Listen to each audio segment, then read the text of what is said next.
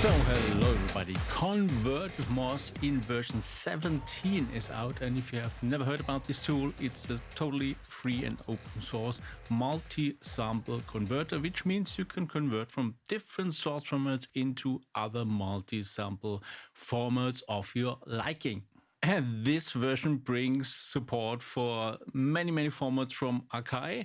But before we look into these, let's also have some global changes. So one thing is that you can now hover over the source format and you will get the extension which is looked for by that format. So for example, the black box is looking for an XML file, and this MPC60 looks for different file endings like HFE, IMG, and SET. So quite helpful if you're not fully sure what this format is about. So it might give you a hint where to look for. So in the last version, we had this ISO file added, which integrates several formats, which are mainly ripped from a CD or a diskette as well. And I split that now. So one of the formats is Akai S1000 series, and that's now also available as a separate entry. But I still left that in because it searches now for all the formats which have these file endings, and they will all get converted at once. So if you're unsure which ISO file this actually is, you can use that selection. But if you're sure you're dealing with Akai S1000 and you might look for that name in the list and couldn't find it before because it was basically hidden inside of ISO, it's now made more clear, I think, that you have both options available. So all these new added Akai formats are read-only, and I already got some questions. Why can we not also have writing support? And there are several reasons for that. One is that these formats take only very small samples, which I took care already of a little bit by this process function in the last update. But nevertheless, more important reasons are that these formats are still not fully documented. It's good enough for reading, but for writing, I would need to spend more time getting all the info. Or if someone wants to join that, feel free to figure out the missing details. But to do so, the main issue is that I don't have any test devices of these old samplers, and I don't really want to go down that rabbit hole at all. But nevertheless, if someone wants to donate me some of these old boxes, feel free to get in touch and send them to me. But finally, let's look into the new added Akai format. So one of the main samplers that was missing so far is the Akai S900 and 950, which is one of the older models, and it supports only 12-bit samples and with a pretty strange sampling rate as well, with exact 40 kilohertz. So if you convert from the format, be aware that some other samplers might not be able to read this format or play back the format. I had some issues with some players on Windows as well, and you might need to convert the file first. So if you run into issues, keep that in mind. As you see, if we hover over it, it looks for image files or Akai endings, which means these are files transferred from a floppy disk with some specific tools. So I do not support to directly read such diskettes because that's really problematic and cannot necessarily be done on a normal PC. But there are other free softwares out there which allows you to do so, to create these files, and they can now be read successfully by ConvertWithMoss. I'm missing some details on this format. For example, the different velocity modulation settings are not clear from the format.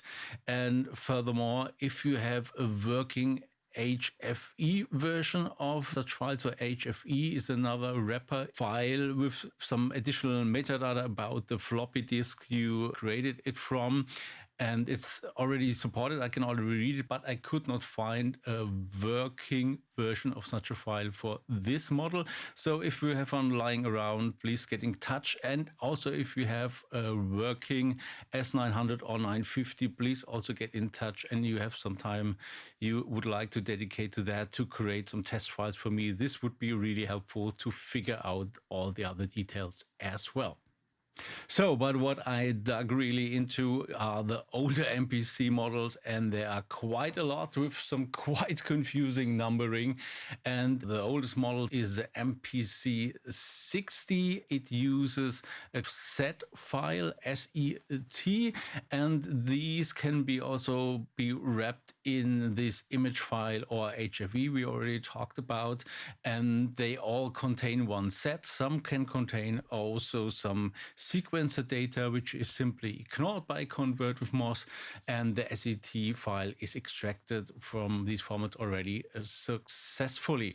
Again, here same issue with the 40 kilohertz, so also keep that in mind if you convert that to different formats. And also here I'm missing some parameters. Same comment here. If you have a working MPC60 or the Mark II as well, which has the same identical format, please get in touch and we can figure out the missing infos together.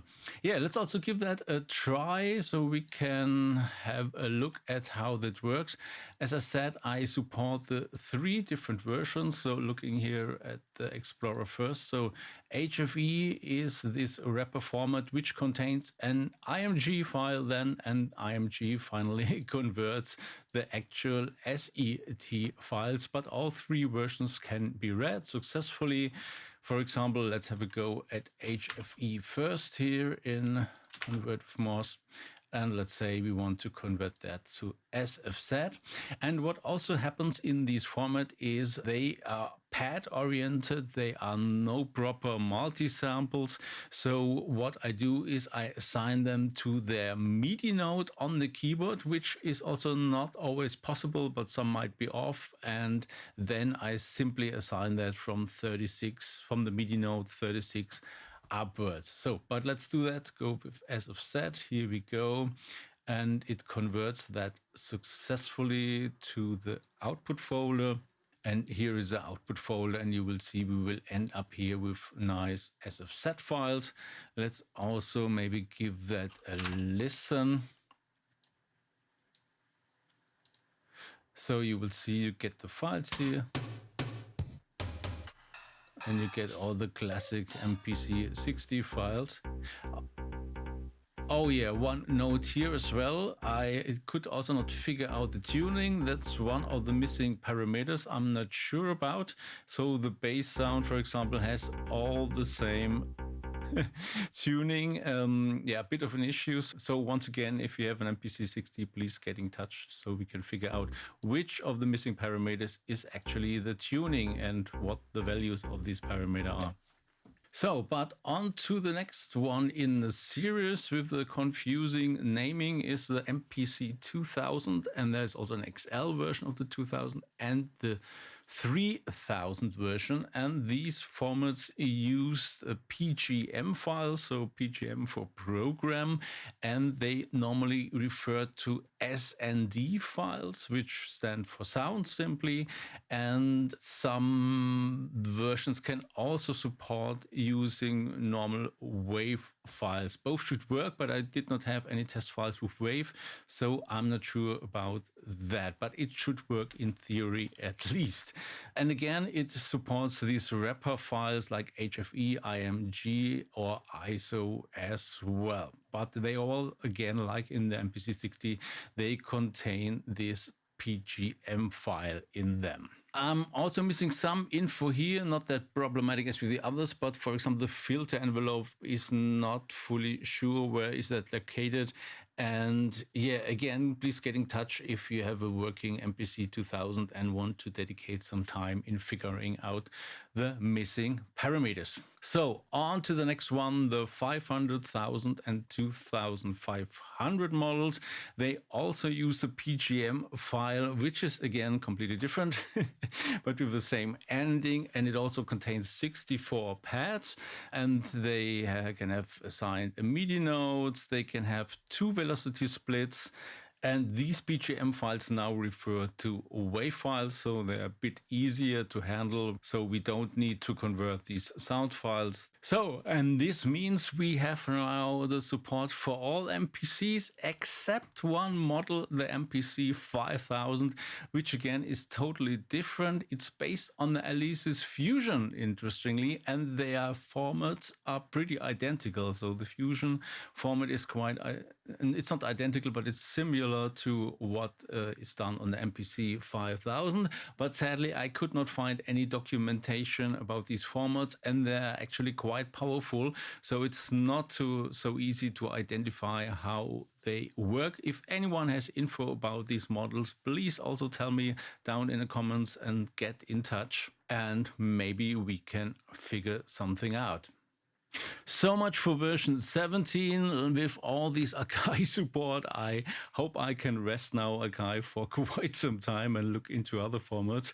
And I hope you like it, dig it, and until next time, make some funky music.